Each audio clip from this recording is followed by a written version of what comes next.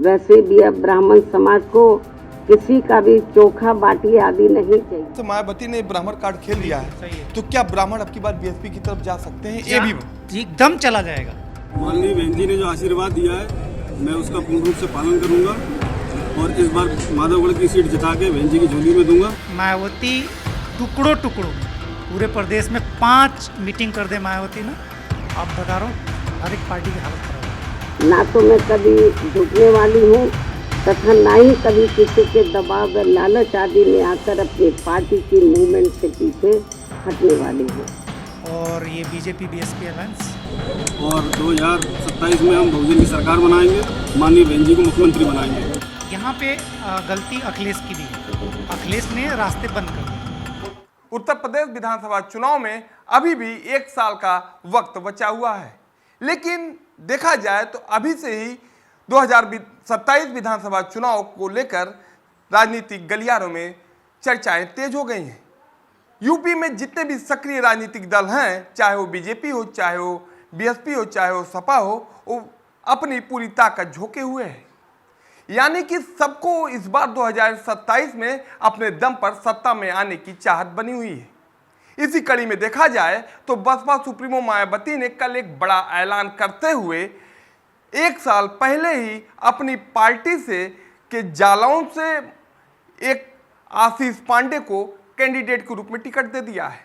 यानी कि विधानसभा टिकट जो कि चुनाव की तारीखों के ऐलान के बाद डेट सुनिश्चित होने के बाद दिया जाता है, उस टिकट को बीएसपी ने 1 साल पहले ही दे दिया है।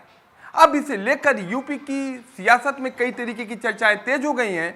लोग इसको कई एंगल से देख रहे हैं। कुछ लोग तो इसे ब्राह्मण कार्ड मान रहे हैं, कुछ लोग इसको मायावती का 2007 का सोशल इंजीनियरिंग फार्मूला मान रहे हैं। तो इसको लेकर अब कई तरीके के सवाल खड़े हो रहे हैं। इन सब सवालों को जानने के लिए हमारे बीच में मौजूद हैं पॉलिटिकल एक्सपर्ट संदीप पांडे जी, जो कि इनके पास कई राज्यों के विधानसभा चुनाव का अनुभव है। इन्होंने ग्राउंड जीरो पर कई राज्यों में जाकर काम किया है और वहाँ के पॉलिटिकल व्यूज़ लेकर आए हैं और इनके जो भी आंकड़े रहे हैं वो एकदम सटीक बैठे हैं। अगर हम छत्तीसगढ़ चुनाव की बात करें, वहाँ पर भी इनके आंकड़े एकदम एग्जैक्ट बैठे। इनसे मेरी बात हुई थी राजस्थान विधानसभा चुनाव को लेकर, यहाँ पर भी इनके आंकड़े सटीक बैठे। और अभी जो कि महज कुछ महीने पहले बिहार में जो चुनाव हुआ और इस चुनाव में इन्होंने नीतीश कुमार के सीएम बनने की भविष्यवाणी की, यानी कि वो भी एकदम एग्जैक्ट और सटीक बैठा। और इनका जो भी रिएक्शन था बिहार चुनाव को लेकर, जो भी इनकी राय थी, वो भी बहुत ही बड़ी थी। और अब उत्तर प्रदेश में क्या कुछ नया होगा, मायावती क्या कर पाएंगी, इन सब जानकारी के लिए हम इनसे चर्चा करेंगे और जानने का प्रयास करेंगे कि आखिर में यूपी की सियासत अब की बार किसके हाथों में जाने वाली है।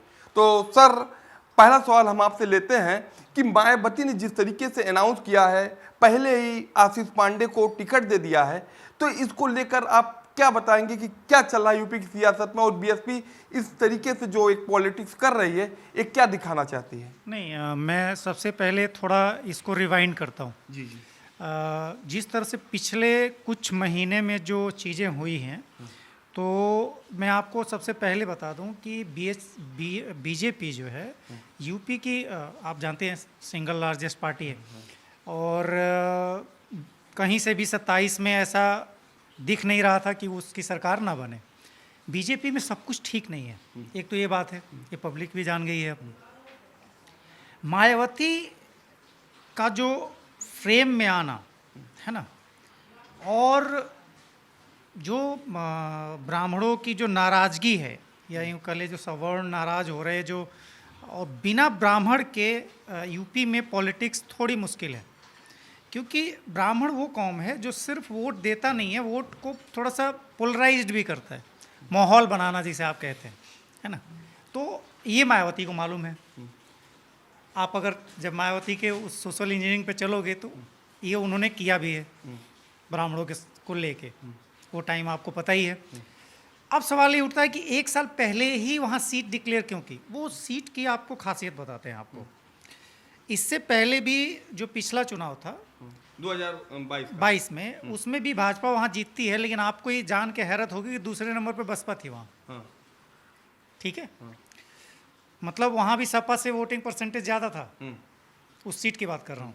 उसके पहले चलिए 17, मतलब जो चुनाव बेमन से लड़ी मायावती का, आप कह सकते हैं कि बहुत इंटरेस्ट से नहीं लड़ी, एग्रेसिव नहीं लड़ी वो। उसके बावजूद भी 2017 में सपा और कांग्रेस का उस सीट पे गठबंधन है, फिर भी इनको वोट जो है मायावती से कम मिलते हैं 2017 में भी और 22 में भी। तो आप समझ सकते हैं कि मायावती की कितनी मजबूत सीट है वो, पहली बात। दूसरा, वहाँ पे जो ब्राह्मण कैंडिडेट दिया, वो ब्राह्मण बहुल सीट नहीं है वो, लेकिन ब्राह्मण को टिकट देने का जो मैसेज है वो पूरे यूपी को है। यानी एक मिनट हम आपको रोकना चाहते हैं। जैसा कि अभी आपने कहा कि ब्राह्मण को टिकट देने की बात हो रही है, अगर हम 2007 की बात करें तो 2007 में मायावती का एक सोशल इंजीनियरिंग फार्मूला आया था जिसमें उन्होंने ब्राह्मणों को तवज्जो दी। सतीश मिश्रा उस समय उनके, जो कि पहले उनके वकील हुआ करते थे, जो कि उनको किस मामले में, जब कोर्ट में मामला चल रहा था तो उनके वकील हुआ करते थे, बाद में वो बीएसपी के साथ जुड़े और ऐसा माना जाता है कि उन्होंने पूरे ब्राह्मण समुदाय को जोड़ दिया और जिसका प्रभाव हुआ कि उत्तर प्रदेश में फुल मेजॉरिटी के साथ सरकार आई। लेकिन वो ब्राह्मण 2012 तक उनके पास रहे नहीं। क्या अब ये ब्राह्मण फिर उनके पास जाएंगे, और जाएंगे तो किस स्थिति में? बहुत सही क्वेश्चन है। अब देखो, आपको मैं एक चीज़ बताता हूँ बहुत बढ़िया तरीके से। जो राजनीतिक अनुभव ना होने से जो गलतियां होती है, अखिलेश यादव ने, कुछ लोग जैसे आप कह सकते हो ना कि कोई कुल्हाड़ी मतलब पैर पे कुल्हाड़ी लगती है, कोई कुल्हाड़ी पे पैर मारता है। तो अखिलेश यादव ने कुल्हाड़ी पे पैर मारा, ये मैं तब भी कहा था जब उन्होंने पीडीए बनाया, ठीक है, जिसको पिछड़ा दलित अल्पसंख्यक नाम दिया। आप कभी भी देखो, जब मुलायम सिंह यादव थे वो कभी ऐसे प्रयोग नहीं करते थे। किसी भी अगर बड़ी पार्टी को अगर रूल करना है तो उसको ये सब चीज़ें नहीं करनी होती है। समझ रहे हैं आप कोई ऐसा कोई राजभर जैसा, निषाद पार्टी जैसे तो है नहीं। इन्होंने बना दिया पीडीए। जो आप कह रहे हैं ब्राह्मण कहाँ जाएगा वो बता रहा हूँ। अब ब्राह्मण इस वक्त मान लो भाजपा से नाराज है, ठीक है, अब ब्राह्मण किधर जाने की सोच सकता है? सपा जाएगा नहीं, क्योंकि पहले ही उन्होंने गेट बंद कर दिया है। इधर नहीं जा सकते, अखिलेश के पास तो जाएगा नहीं। अरे नहीं, माता प्रसाद पांडे को विधानसभा अध्यक्ष बनाए हैं, ब्राह्मण कार्ड खेल रहे हैं, ब्राह्मण पर सिंपैथी भी दिखा रहे हैं। वो कोई कार्ड खेल लो, आपने गेट ही बंद कर रखा है ना। आपकी संगठन ही कह रही है कि हम पीडीए हैं। तो आप जब कह रहे हो मैं पिछड़ा दलित अल्पसंख्यक हूँ, तो ब्राह्मण किस आधार पर वहाँ रहेगा? मनोज पांडे जो वहाँ से सपा से चले गए, राकेश, वही कह रहा है, राकेश चले गए, ये लोग उस वक्त क्यों गए? इसी सिंपैथी कार्ड के लिए ना, कि ये अब ये एंटी ब्राह्मण पार्टी हो गई, हम लोग यहाँ जा रहे हैं। तो ये अखिलेश के साथ ही समस्या है कि उधर नहीं जाएंगे।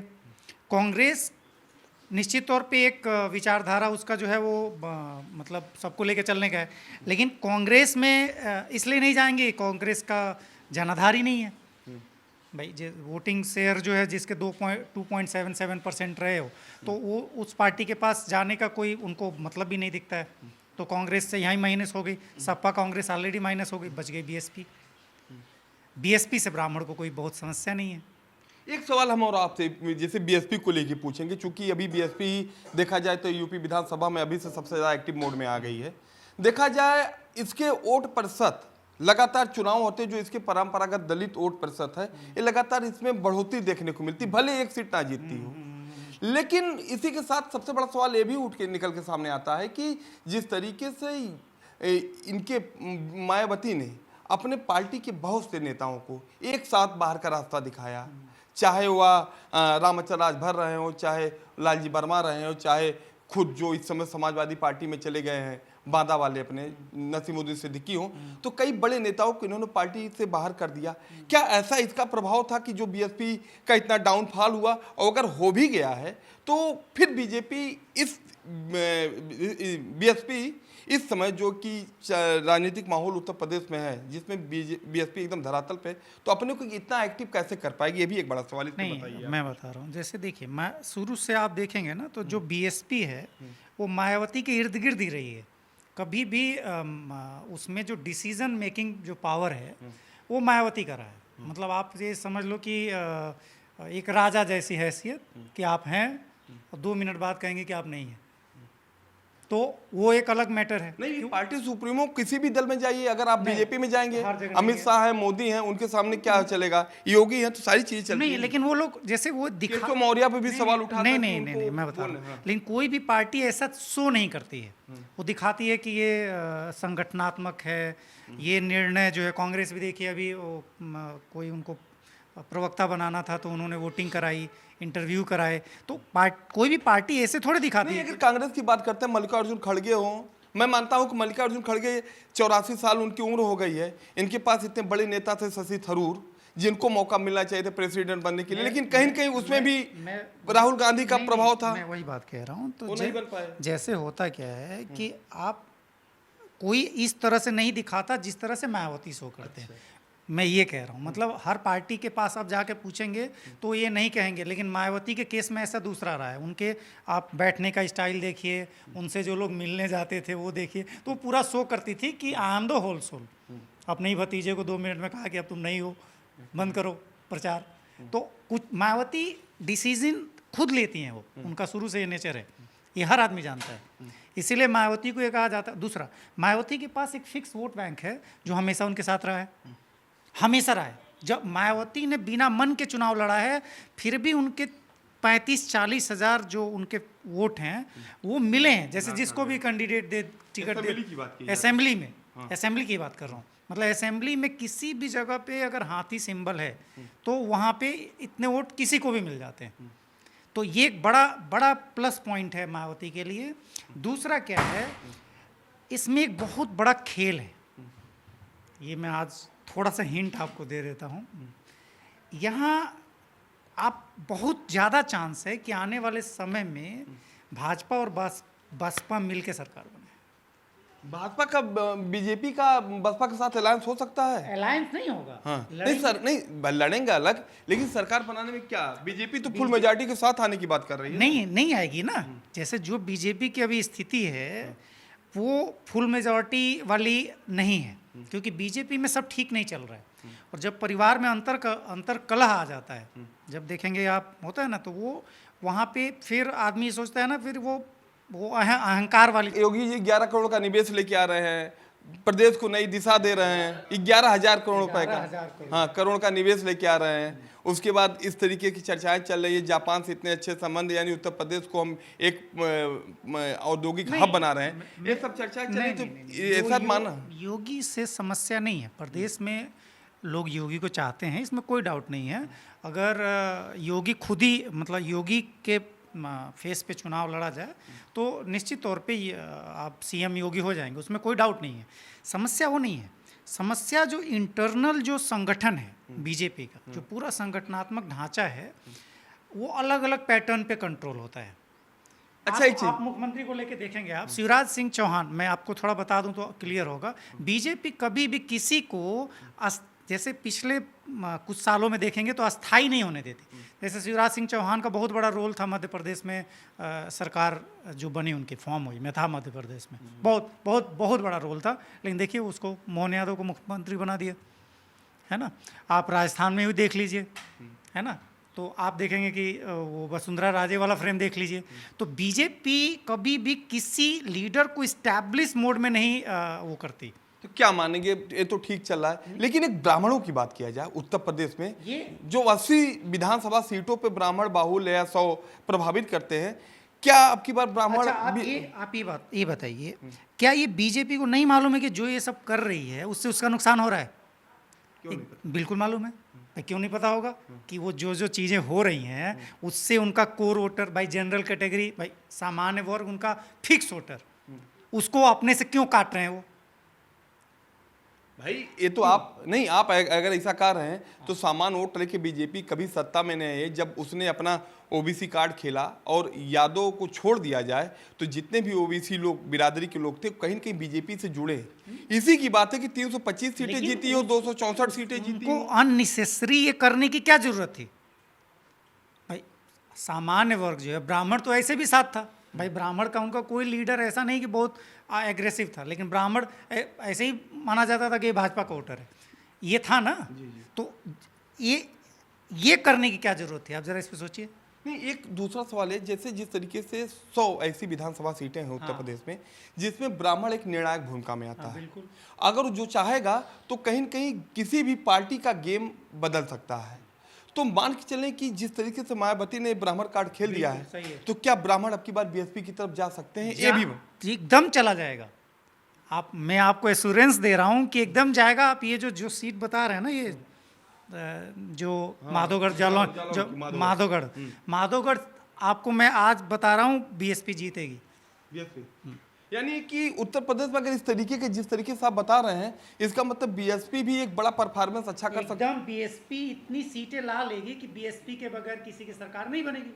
यानी उत्तर प्रदेश में अब की बार फुल मेजॉरिटी की सरकार बनने की जो चांसेज है वो कम है क्या? कम है, बिल्कुल। आपको मैं बता रहा हूँ, आप ऐसे लेकिन बीजेपी का सबसे बड़ा कार्ड तो खाली समाजवादी पार्टी है, तो कैसे बीएसपी को हम ले ले जो कि धरातल पे चली गई है? नहीं, बीएसपी, फिर मैं कह रहा हूँ, अभी एक सम्मेलन हुआ था लखनऊ में, इस पार्क में, ठीक है। हाँ, अभी अक्टूबर में मायावती ने किया था। आप देखे थे उसकी रैली देखे थे आपकी? हाँ, उसमें कई लाख लोग। आज मैं आपको गारंटी दे रहा हूँ, आज मायावती टुकड़ों में 5 मीटिंग कर दे ना, मैं आपको बता रहा हूँ, आपके चैनल पे दिखाइएगा, मैं बता रहा हूँ, टुकड़ों में पूरे प्रदेश में 5 मीटिंग कर दे मायावती ना, आप बता रहा हूँ हर एक पार्टी की हालत खराब हो जाएगी। तो ठीक है, अगर जैसे आपने कहा तो मायावती ये जनाधार है मायावती का। नहीं तो जनाधार है, लेकिन मायावती ऐसा क्यों नहीं कर रही हैं भाई? वो तो हमेशा चाहेंगे ना बीएसपी मजबूत हो। बीएसपी इतनी इस तरीके से गिरती चली जा रही है, खुद अपना मनोबल उनका हो सकता है मोरल डाउन हो गया इससे। नहीं, इस बार प्लानिंग के थ्रू तहत हो रहा है ना सब कुछ। भाई इतने बड़ी नेता है, 4 बार सीएम रही है, तो कोई चुनाव बिना प्लानिंग तो लड़ेंगी नहीं। अभी पिछले चुनाव देखेंगे तो वो अलग था मामला, वो एक दबाव में जैसे लड़ना, बीजेपी का फोबिया लोगों को पता भी हो गया था। तो ये प्लान के तहत है। मतलब ये पूरा सिस्टमेटिक अब समझ में आ रहा है कि क्यों हो रहा है। और ये बीजेपी बीएसपी अलायंस क्या मान के चला जाए, जिस तरीके से उत्तर प्रदेश में विधानसभा चुनाव 2027 है, इसमें जिस तरीके से बीजेपी हो, सपा हो, अब बसपा भी आ गई है, तो अब की बार की लड़ाई को लेकर कुछ नहीं, सबसे अच्छा काम जो किया आपको मैं वो बताता हूँ। देखो, हम लोग चुनावी रणनीतिकार है तो उस हिसाब से सोचते हैं, जो भी बच्चा पहले से पढ़ेगा वो कभी भी उस पर भारी पड़ेगा जो एग्जाम वाले दिन पड़ेगा। 1 साल पहले टिकट देना ये शो करता है कि मायावती रुकने वाली नहीं है। आप भी बड़ी बात है, ये लोग देखो क्या करते हैं, अभी सपा भाजपा इन लोगों का टिकट क्लियर होगा कब पता है? जब चुनाव बिल्कुल 5-7 दिन रहेगा, 10 दिन। अब तो बीजेपी सीएम भी बनाती है, वो भी तो फुल मेजॉरिटी के बाद। हाँ, वही मैं कह रहा हूँ ना, तो ये गेम इस बार मायावती ने कर दिया खत्म। और अगर ये इसने अर्ली स्टेज में ऐसे ही से टिकट बांट दिए ना, तो फिर तो बहुत, यानी कि अगर देखा जाए तो पूरा मौका आशीष पांडे को इस तरीके से दिया गया कि आप 1 साल पहले से ही अपना वोट जुटाना शुरू करिए, एकदम धमाल करिए, और आप एकदम कंफर्म है और आपको लड़ना है। क्या लगता है मायावती का आपका अब की बार सोशल इंजीनियरिंग फार्मूला सफल हो पाएगा उत्तर प्रदेश? नहीं, हो ही रहा है। ब्राह्मण कितना % जाएंगे मायावती? मैं कुछ दिन पहले मैं आपको बता रहा हूँ कि ये स्थिति है कि मुझे बीच में लगा कि बीजेपी ये जानबूझ के कर क्यों रही है। मतलब मैं 10 दिन पहले की स्थिति बता रहा हूँ, तो मुझे सीटों के एनालिसिस की तो हर जगह बीजेपी जीतती दिख रही थी, तो मुझे लगा फिर 27 में की सरकार बनेगी। अब मुझे समझ में आ रहा है, इस टिकट देने के बाद अब समझ में आ रहा है कि मामला ये नहीं है, मामला ये है।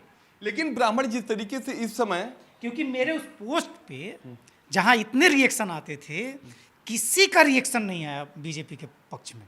नहीं, लेकिन जिस तरीके से बात किया जाए तो 2014 से लगातार ब्राह्मण जो है कि एक परंपरागत वोट बीजेपी का बना हुआ है।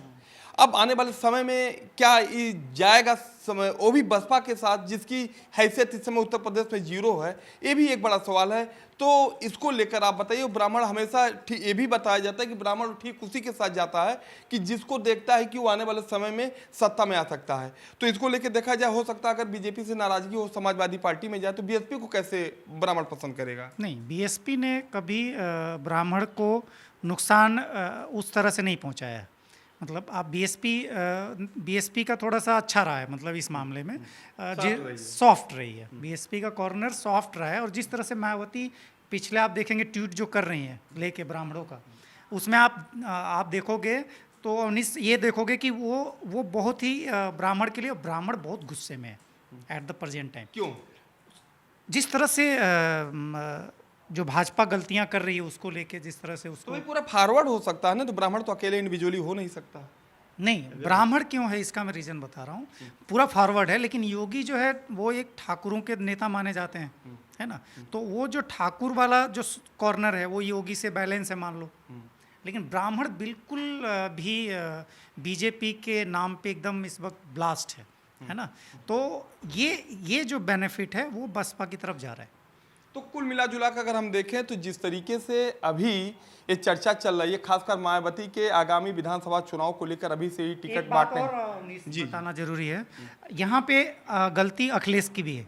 अखिलेश ने रास्ते बंद कर दिए हैं, वरना इस बार अखिलेश की इस गलती से अखिलेश इस बार पीछे रह जाएंगे। शंकराचार्य महाराज वाला मामला आया, अखिलेश यादव ने खुलकर समर्थन किया है, ब्राह्मणों का अपमान शिवपाल ने बताया है, सारी चीजें ये जो आप कर रहे हो ना, आप इसके पहले ही लोकसभा चुनाव में चले जाओ। किस तरीके से समाजवादी पार्टी लड़ी और किस तरीके से सवर्णों को वो किया गया, टारगेट किया गया, किस तरह से वो किया गया, आप देख ही चुके हैं। लोकसभा चुनाव की अगर आप बात करेंगे तो सवर्ण में बहुत से सवर्णों को टिकट दिया, उन्होंने बैलेंस किया, यानी पूर्वांचल पूरा बीजेपी के हाथ से चला गया। देखा जाए जहां वो लोकसभा की बात थी, उसमें एक राहुल गांधी का भी फैक्टर था। राहुल गांधी तो यहाँ पे जीरो है, वो तो बैसाखी पे है। ना राहुल गांधी ने एक वहाँ पे, अब आप ले गए हैं तो जान लीजिए, वहाँ एक संविधान को बचाने का जो वो ले आए ना, अच्छा स्लोगन जो स्लोगन था, वो जो संविधान, तो वाकई लोग डर गए कि ये बीजेपी वाले संविधान ना बदल दे। यानी कि अखिलेश यादव के बल पे नहीं, ना कि एक जो एक हवा बयार चली उसी का बेनिफिट, उसका बेनिफिट था। यानी अब अंतिम सवाल आपसे कि बीएसपी किस स्थिति में उत्तर प्रदेश में रहेगी अगर 2027 का विधानसभा चुनाव परिणाम आता है? जिस तरह से अभी जिस हिम्मत से उन्होंने टिकट दिया है आशीष पांडे को, और जिस तरीके से क्या मतलब, ये बहुत बड़ी बात है, पहला टिकट प्रदेश का, वो भी एक ब्राह्मण को। तो मायावती ये चीज़ जान चुकी हैं, और अगर वो व्यक्तिगत ब्राह्मणों को लेके आती हैं, ऐसे तमाम सीट हैं, मैं अभी आगे भी चर्चा में बताऊंगा आगे आपको, जहाँ पे ब्राह्मण का कद है और वहाँ मायावती उनको टिकट देगी तो निश्चित तौर पे बड़ा उलटफेर। तो कुल मिला जुला कर देखें तो अभी से ही यूपी में 2027 विधानसभा चुनाव को लेकर सियासत गर्म हो चुकी है। बीएसपी चीफ मायावती ने पहले से ही ब्राह्मण आशीष पांडे को टिकट दे दिया है। अब आने वाले समय में क्या कुछ देखने को मिलता है और बीएसपी अब की बार किस हैसियत में रहेगी, ये तो वक्त तय करेगा। फिलहाल अभी के लिए बस इतना ही। ऐसी ही और भी खबरों के लिए आप बने रहिए हमारे साथ और देखते रहिए कंटाप न्यूज। नमस्कार।